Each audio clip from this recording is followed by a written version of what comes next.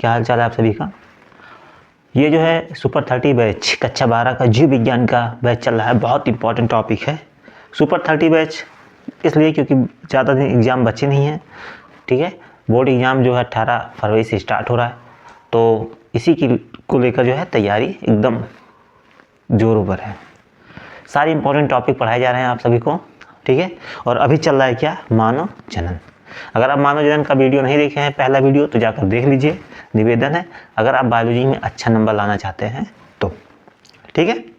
चलिए, और बता दें जिन लोगों को नोट्स चाहिए, ठीक है, जिन मित्रों को इंपॉर्टेंट क्वेश्चन चाहिए, ये क्वेश्चन आ गए हैं। ठीक है, कक्षा 10 का और 12 का। ठीक है, फटाफट कमेंट कर दीजिए। जो कमेंट करेंगे और वीडियो को सब्सक्राइब करेंगे उनको फ्री में दिया जाएगा, और अगर कोई सब्सक्राइब या फिर कमेंट नहीं करेगा और लेना चाहता है तो उसके लिए पैसा देना पड़ेगा। तो अगर आप फ्री में लेना चाहते हैं तो भैया चैनल को सब्सक्राइब करें और कमेंट करें। ठीक है, कमेंट में क्या करना है कि सर मुझे इम्पोर्टेंट क्वेश्चन चाहिए और हमारा जो है एग्ज़ाम है। इसके लिए आपको क्या करना होगा कि कमेंट में अपना पूरा पता, फ़ोन नंबर, पिन कोड सब कुछ आपको देना पड़ेगा, और आपके पते पर या आपके स्कूल पर इस इम्पोर्टेंट क्वेश्चन को भिजवा दिया जाएगा। ठीक है, ये कक्षा 10 और कक्षा 9 दोनों के कक्षा 10 और कक्षा 12 दोनों के लिए है। ठीक है, कक्षा 12 के लिए भी जीव विज्ञान का और कक्षा 10 के लिए विज्ञान का।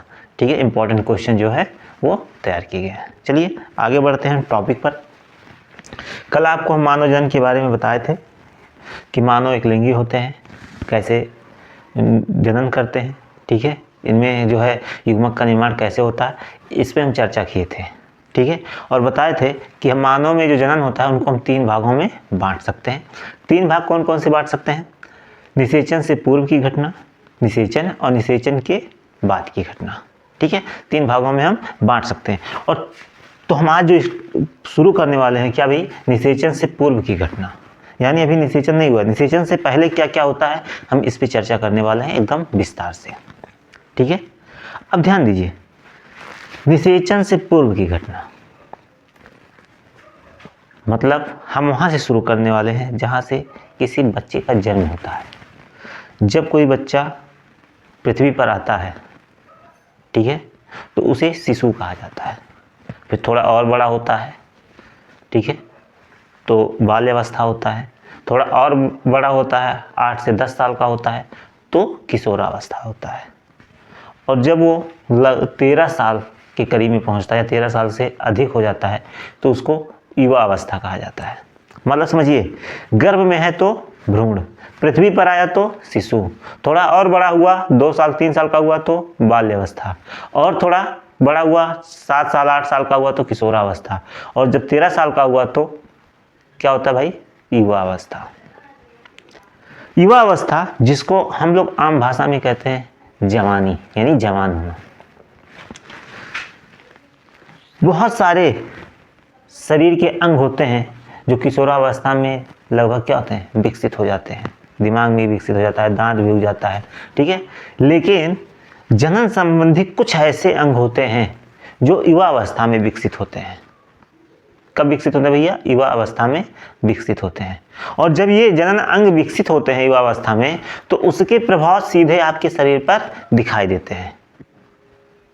जब जनन अंग क्या होते हैं, विकसित होते हैं, तो उसके सीधा प्रभाव आपके शरीर पर दिखाई देता है, और जो प्रभाव आपके शरीर पर दिखाई देता है उसी को बोला जाता है क्या, द्वितीयक लैंगिक लक्षण। जैसे जब कोई लड़का 14 साल का होता है और जनन अंग विकसित होते हैं तो मूंछ दाढ़ी उग जाता है, ठीक है, आवाज़ भारी हो जाता है, ठीक है, वृषण या लैंगिक अंग जो होते हैं वो बड़े हो जाते हैं। ठीक है, ये सारे लक्षण देखने को मिलता है। और वहीं जब कोई लड़की जो है 13 वर्ष की हो जाती है तो उसमें भी द्वितीयक लैंगिक लक्षण देखने को मिलते हैं।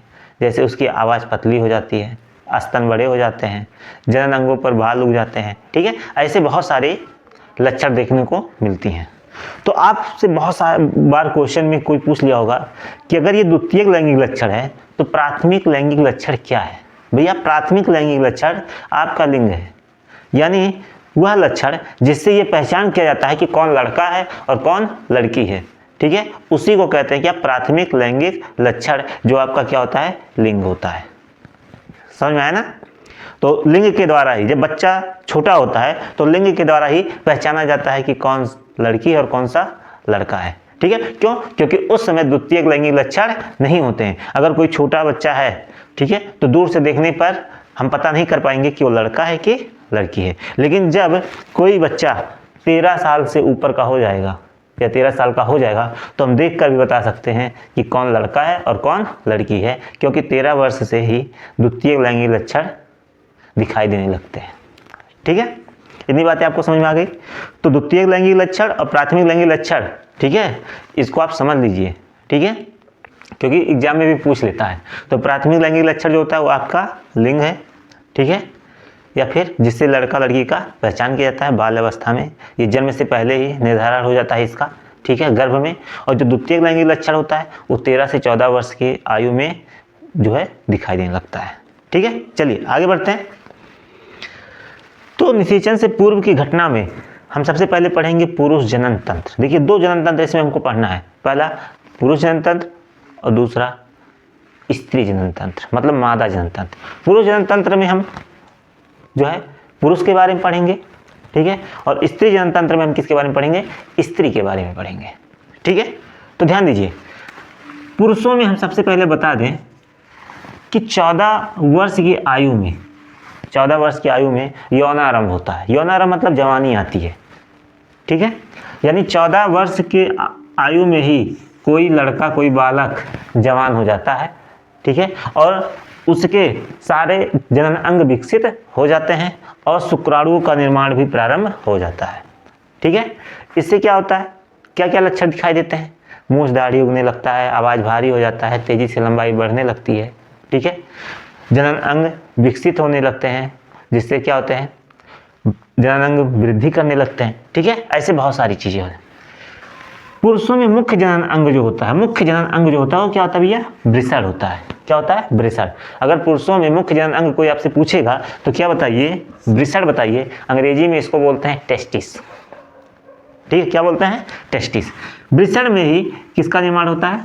शुक्राणु का निर्माण होता है। वृषण का मुख्य काम ही क्या होता है? शुक्राणुओं का निर्माण करना। ठीक है, इसके अलावा बहुत सारे क्या होते हैं? सहायक जनन अंग होते हैं। क्या होते हैं? सहायक जनन अंग होते हैं, जो जनन में यानी शुक्राणुओं के निर्माण में, जनन में, निषेचन में क्या करते हैं? सहयोग करते हैं, हेल्प करते हैं, मदद करते हैं। समझ में आ रहा है ना आपको? तो सहायक जनन अंग जो होते हैं वो क्या होते हैं? अधिवृषण होते हैं, शुक्रवाहिका होती हैं, शुक्रवाहिनी होते हैं। हम ग्रंथियों की बात करें तो शुक्राशय आ जाएगा, प्रोस्टेट ग्रंथि आ जाएगा, काउपर ग्रंथि आ जाएंगे। ये सारे जो हैं, ये सारे के सारे क्या करते हैं भैया? क्या करते हैं? जनन में सहायता करते हैं। जनन सहायक जनन अंग है। ठीक है, तो इतनी बातें आपको समझ में आ गई होंगी। अगर आपको समझ में नहीं आया है तो फटाफट क्या करिए भैया? कमेंट कर दीजिए कि सर हमको समझ में नहीं आया, और प्रयास करिए कि जब अगला वीडियो आप देखिए तो हेडफोन या ईयरफोन का यूज करिए। ठीक है, अगले वीडियो में हम आपसे चर्चा करेंगे किसके बारे में? वृषण के बारे में, अर्थात मुख्य जनन अंग वृषण के बारे में हम विस्तार से चर्चा करेंगे, उसका चित्र बनाएंगे और उसके बारे में अच्छे से समझाएंगे, क्योंकि बोर्ड एग्जाम में वृषण जो है बहुत इंपॉर्टेंट है। सचित्र वर्णन पूछता है भैया। क्या, कौन सा वर्णन पूछता है? सचित्र वर्णन पूछता है। ठीक है, तो इसी के साथ जय हिंद, जय भारत। मिलते हैं अगले वीडियो में।